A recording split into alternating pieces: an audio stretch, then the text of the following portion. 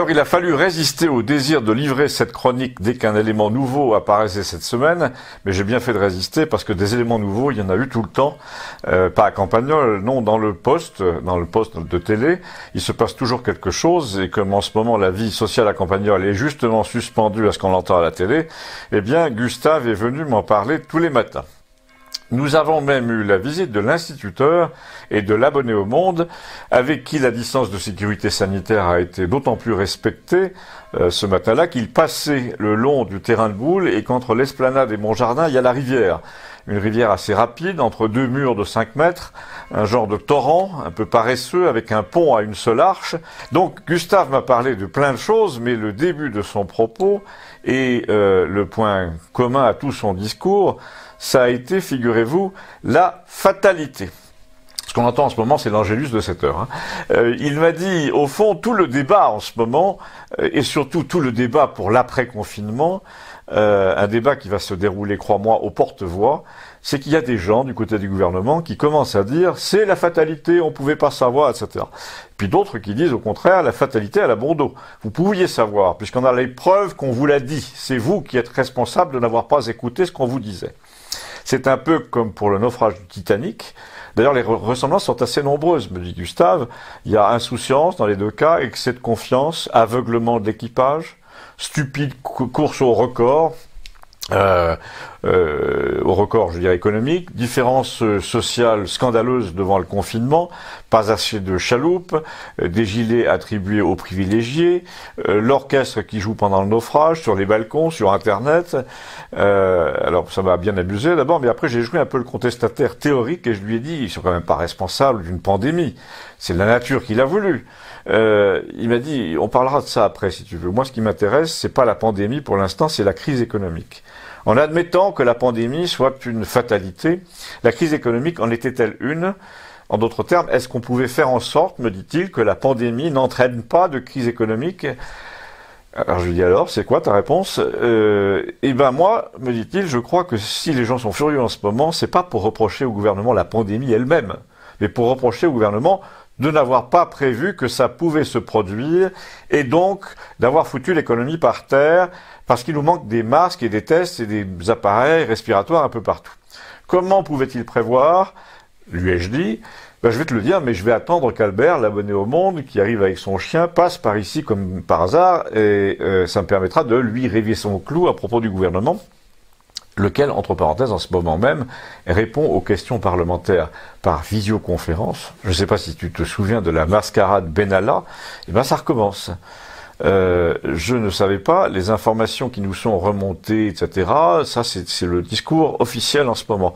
On ne sait rien et on ne se fie qu'aux spécialistes sur lesquels on renvoie la responsabilité de ce qu'on a fait ou pas fait. Je voudrais seulement, me dit-il, Gustave, que tu comprennes un truc, c'est que si il y a 5 ou 7 ans, pour gagner 10 millions d'euros sur le budget de l'État, le gouvernement n'avait pas décidé de ne pas renouveler les masques de protection, on en aurait pour les médecins, les infirmiers, les routiers, les magasiniers, les égoutiers, les éboueurs, les caissières, les conducteurs de bus, les dames de la poste, ben ça change absolument tout. Tout en cloîtrant les gens chez eux le soir, pourquoi pas, on pouvait travailler sans risque et sans en faire courir de risque, et donc l'économie marcherait à 60%, mettons, au lieu de 20% en ce moment. C'est pareil pour les tests. Si les gens avaient été testés, on n'en serait pas là, ils n'auraient pas peur d'autrui. Donc c'est simple, la crise économique, ce n'est pas la fatalité, c'est la conséquence d'une stupidité. Toi, par exemple, me dit-il, j'ai observé que le petit Gabriel, là, faisait de la maçonnerie chez toi sur ton portail le matin. Donc toi, tu as eu un réflexe économique. Oui, alors ça, je concède que ça faisait des mois que j'avais envie de le payer en chèque emploi-service pour des petits travaux de ce genre, et là, il passe donc un mois sans pouvoir rien faire d'autre autre part dans le village. C'était le moment autre part que dans le village, pardon. C'était le moment de lui donner du boulot. Ça permet de ne pas avoir de trous dans sa trésorerie. Et moi, j'avais des économies pour ça. Et bien, me dit Gustave, nous au village, on emploie les gens comme ça parce qu'on n'a pas peur des gens sans masque. On sait bien que Gabriel ne va pas dans les brasseries à Toulouse ou à Montpellier, mais si on avait eu des masques, tout le monde pouvait employer sans crainte son Gabriel et continuer à faire tourner l'économie, même à sa porte. Alors là, je lui ai demandé, toujours en profitant de l'absence de l'abonné, l'absence provisoire de l'abonné au Monde qui progressait vers nous, assez mollement avec son chien, je lui ai demandé de me faire comme ça une projection, parce qu'une fois qu'Albert nous aurait rejoint, on partirait immanquablement dans la polémique sur les responsables et les pas coupables, etc. Donc je lui ai dit, à ton avis, comment ça va tourner économiquement? Et il m'a répondu d'abord plusieurs choses pas idiotes. Premièrement, m'a dit-il, on va probablement assister pendant 6 mois à la mise en place du revenu universel, le fameux, parce que sans ça, l'économie ne pourra jamais repartir. Ils te disent, on va calculer votre manque à gagner, puis vous serez indemnisé. Tu parles, me dit-il, me dit Gustave, ils ont déjà du mal à faire une carte grise sur Internet. Alors tu parles comme les PME vont toucher du fric évalué par dossier sur Internet. Qui va étudier le dossier? Comment va marcher le site Internet? En combien de temps ton entreprise ou toi-même vous serez crevé avant que l'argent ne soit débloqué? Donc, il faut qu'ils arrosent également à peu près tout le monde. Ils ne peuvent pas étudier chaque dossier. Je vais te raconter une histoire italienne, me dit-il. J'avais un oncle qui travaillait chez Piaggio, près de Pise, après la guerre. C'est eux qui ont lancé le scooter Vespa, avec des avances bancaires, de la reconstruction et des prêts d'État. Mais comme personne n'avait d'argent à cause de la guerre, ils se sont retrouvés avec leurs 100 ou 200 premières Vespa sur les bras, parce qu'elles étaient impossibles à vendre. Alors ils ont mis au point un système de crédit. Tu pouvais payer à temps par mois, c'était presque un devoir civique d'avoir une Vespa, de les acheter pour faire repartir l'économie. Et ça s'est super bien vendu du coup. Mais si tu donnes, mettons, 1 000 € par mois de plus que le chômage partiel à chaque ménage, comment tu fais, lui dis-je, pour qu'il le dépense en achetant de quoi faire repartir l'industrie? Et bien, il me répond, tu taxes ce qui n'est pas dépensé déjà. Et là, je sentais que Gustave commençait à imaginer à toute allure des solutions d'efforts de guerre, là, comme tous les gens qui n'ont pas de préjugés, et qui me les alignaient assez vite, très vite, trop vite, pour que l'instituteur et l'abonné au Monde qui approchait de nous n'entendent pas ce qu'on disait, parce qu'ils voulaient, eux, même pas entendre parler de solutions inhabituelles, à la Raoult, si vous voyez ce que je veux dire. Je me souviens donc plus de toute la liste de ce qu'il m'a, de ce qu'il a envisagé, mais il y avait notamment ce qu'il appelait l'épargne des grands chantiers. Il m'a dit que la France devait environ 2400 milliards de dettes publiques. Là, on lui propose de creuser encore entre 3 et 500 de plus de crédit auprès de la BCE pour faire repartir la machine. Mais ce qu'on te dit pas, me dit Gustave, c'est que les Français détiennent, eux, une épargne perso qui doit faire à peu près le double, c'est-à-dire à peu près 5 000 milliards. Et ben tu lances 5 ou 6 gros emprunts garantis pour la réfection du système hospitalier, des EHPAD, pour les travaux des petites lignes SNCF, pour l'indépendance pharmaceutique et informatique. Tu arrêtes de faire venir des travailleurs polonais ou roumains pour donner le travail aux Français. T'arrêtes de faire venir 200 000 immigrés par an qui d'ailleurs ne servent plus à rien parce qu'ils n'auront à l'arrivée ni argent ni travail. Alors là, c'est moi qui abrège, il y avait plein d'autres choses, d'autres idées, souvent même farfelues dans le plan d'action de Gustave, mais 2 choses m'ont frappé. Il voulait que la part du salaire qui n'est pas consommée soit taxée, et que l'épargne non utile, c'est-à-dire purement spéculative, soit taxée elle aussi, pour inciter les gens à consommer et à soutenir les producteurs qu'ils méritaient. Mais la seule chose que j'ai vraiment retenue, avant l'arrivée des 2 autres là, c'est qu'il m'a dit, le problème avec Macron, c'est qu'il ne fait pas partie des gens qui imaginent des solutions originales qui ne sont pas ces solutions dans les manuels d'économie. Du genre Steve Jobs, par exemple. Tu sais quelle est la différence entre Steve Jobs, Zuckerberg et même Bill Gates et Macron?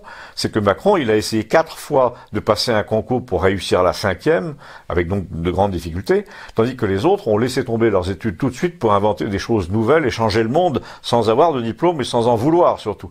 Tandis que Macron a mis tellement d'énergie pour entrer dans le système avec un diplôme qu'il va pas en sortir, même dans un moment crucial et grave comme le nôtre. Donc c'est simple, il n'a pas le courage d'affronter la nécessité de sortir du moule. Il aime trop son moule, il a mis trop de temps à y entrer. Le problème, tiens, voilà nos amis. Le problème, c'est que nous sommes exactement dans le genre de moment historique où on n'a pas le temps de s'entourer d'un conseil scientifique et d'un haut comité, truc et machin, et de prendre l'avis de 14 personnes différentes. On doit se faire une opinion par soi-même et par l'intuition, me dit Gustave. On doit se dire, tiens, j'ai une bonne intuition, là je décide. Mais le nôtre, là, quand on voudrait qu'il parle, il dit je suis à l'écoute, et quand c'est lui qui parle, personne ne l'écoute. Il fonctionne comme tous les gens de son espèce. Il croit qu'en réunissant 12 spécialistes sur une question donnée, il va arriver à une idée de génie, mais c'est pas vrai ça. D'abord parce qu'ils se détestent tous, ces spécialistes, et surtout quand il faut plaire au prince. Ensuite parce que si le génie était la moyenne arithmétique des compétences de chacun, ça se saurait. Le génie, c'est plutôt, me dit-il, un oiseau qui vient se poser sur ton épaule, mais l'oiseau ne risque pas de se poser sur l'épaule de Macron. D'abord parce qu'il bouge tout le temps, ensuite parce que, à la limite, il en aurait peur, il a peur du génie. parce qu'il n'en a pas. Il a déjà peur d'assumer ses rares choix, ses rares véritables décisions. Il te répète tout le temps qu'il s'en est remis à l'autorité scientifique. Ça fait un peu pitié. Tu imagines Napoléon là qui dirait dans ses mémoires Waterloo, moi c'est pas ma faute, j'ai écouté Guyot et Kellerman. Et là il s'est interrompu pour dire à l'abonné au Monde qui arrivait. Alors, toi tu as ton papier pour promener ton chien, et toi ton papier tu l'as, a-t-il dit aussi à l'instituteur. Alors moi, a répondu l'instituteur, j'ai mon papier, mais ce qui me gêne, c'est que sur ce papier, il n'y a pas de case à cocher déplacement autour du village suite à crise d'hystérie de la belle-mère. Ce qui est pourtant mon cas. La conversation a roulé sur ce ton-là pendant 3 minutes, et l'abonné au Monde qui avait envie de se disputer, visiblement avec Gustave, a dit tout de suite, toi tu dois être un partisan du docteur Raoult, hein. Et Gustave a répondu, je ne vois même pas de qui tu veux parler. Quoi? Avec ton côté complotiste, là, tu nous fais pas le cinéma habituel, dans le genre on nous cache tout, c'est notre héros, laissez-le sauver la France. Ben non, a dit Gustave, d'abord, on nous cache pas tout, on nous cache juste l'essentiel. Ah bon? Alors, moi j'étais étonné, et là Gustave s'est tourné vers l'instituteur pour lui parler, de loin, hein, je le rappelle, par-dessus la rivière, il lui a dit, imagine un manuel d'histoire de France dans 100 ans. Je précise, histoire de France. On te dit, dans le manuel, le président Chirac, vers 2004, se lance à fond dans la coopération avec la Chine. La France transfère des technologies en masse, y compris dans le domaine biochimique. Un laboratoire est créé dans la ville chinoise de Wuhan pour étudier, entre autres, les virus dangereux.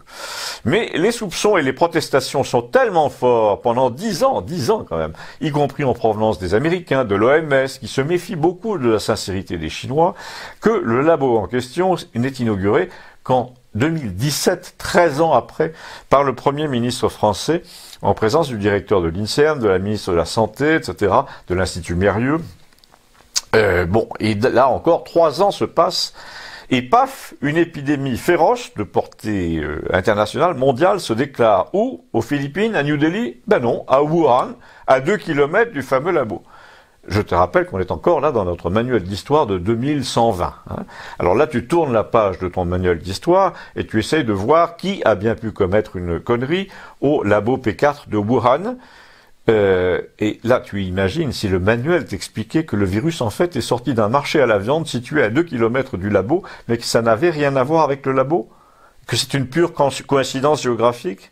Non mais sincèrement, tu crois que les lecteurs du manuel d'histoire de 2120 vont gober ça? Alors pourquoi nous devons le gober en ce moment nous-mêmes? Je le savais, a dit l'abonné au Monde. En plein dans la théorie du complot, ça y est, je te signale que c'est scientifiquement impossible qu'il ait été créé par l'homme. J'ai lu un article là-dessus. C'est du pur délire de prétendre ça. Ah bon, a dit Gustave, et si c'est scientifiquement impossible qu'il ait été créé par l'homme, on peut savoir pourquoi le gouvernement chinois en a accusé publiquement les Américains, là, juste récemment. Bon, laisse tomber, a dit notre béni oui-oui, qui trouve normal, ça c'est moi qui parle, que le Premier ministre vienne faire une communication à la nation accompagnée d'une doctoresse qui est payée par 4 ou 5 labos. Laisse tomber, a dit le béni oui, je m'en fous, j'ai pas envie de parler de ça. En revanche, j'ai très bien entendu tout à l'heure, au sujet de Macron, t'as dit qu'il n'avait pas de génie. Eh ben toi qui en as, t'as qu'à me dire ce que tu ferais à sa place.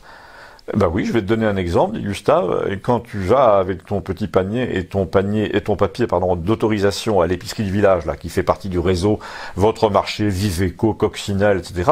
Ben, il y a un mec qui conduit le camion en provenance de la banlieue parisienne vers le dépôt régional d'Albi ou de Rodez et qui n'a pas de masque.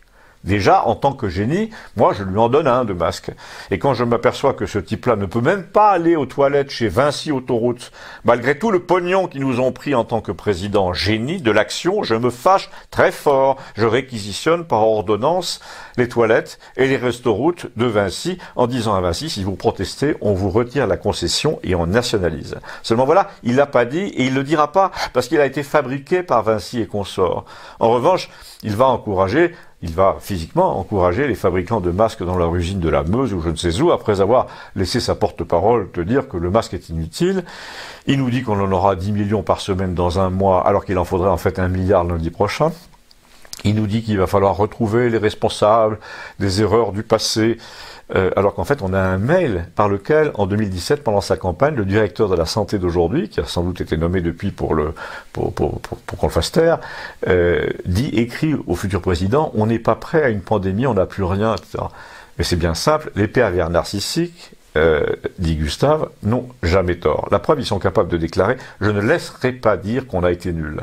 Mais moi je réponds, nous dit toujours Gustave, qu'on n'a pas besoin de permission pour le dire. On dit ce qu'on veut. Et puis s'il pouvait arrêter l'autre Gus là de nous balancer du celles et ceux tout le temps, sa maladie mentale est tellement repérable en ce moment que désormais, dès qu'on voit un type à la télé qui est atteint du syndrome celles et ceux, on se dit merde, encore un qui fait partie des zombies présidentiels et on s'en écarte, c'est devenu une marque d'infamie. Et là, l'abonné au Monde lui a dit qu'il s'égarait uniquement parce qu'il savait que j'allais reprendre ça dans ma chronique, ce n'est pas impossible. Il a décidé de revenir au professeur Raoult et à la chloroquine pour essayer de retrouver son terrain favori, qui est le populisme, les populistes, donc nous, ceux qui s'adressent directement au peuple et qui détestent plus ou moins les élites. Et Gustave a dit, je ne veux même pas parler de la chloroquine, je me fous de ce médicament. Je crois d'ailleurs que son principal effet secondaire, c'est que pendant 3 semaines, les mecs comme toi sont sortis du bois, vous êtes tous endoctrinés, vous sortez d'une secte, les Cohn-Bendit, les Romains Goupil, vous dites, j'ai pas besoin de faire un essai puisque les gens qui savent vous disent que ça ne vaut rien. Et là, Gustave s'est tourné vers moi comme pour me demander, hein, j'ai pas raison. Et je me suis souvenu là d'un moment de télévision assez lointain où j'étais moi sur le plateau d'Ardisson avec Romain Goupil, le fameux justement, et où il m'a fait le même coup à propos d'un livre que je venais d'écrire. Ardisson lui demande à un moment, vous l'avez lu? Et l'autre, le Goupil, là, lui répond, non, j'ai pas besoin de le lire pour savoir que c'est inadmissible, etc. Eh bien, le stalinisme français, c'est ça. Et je dis à Gustave, pour une fois.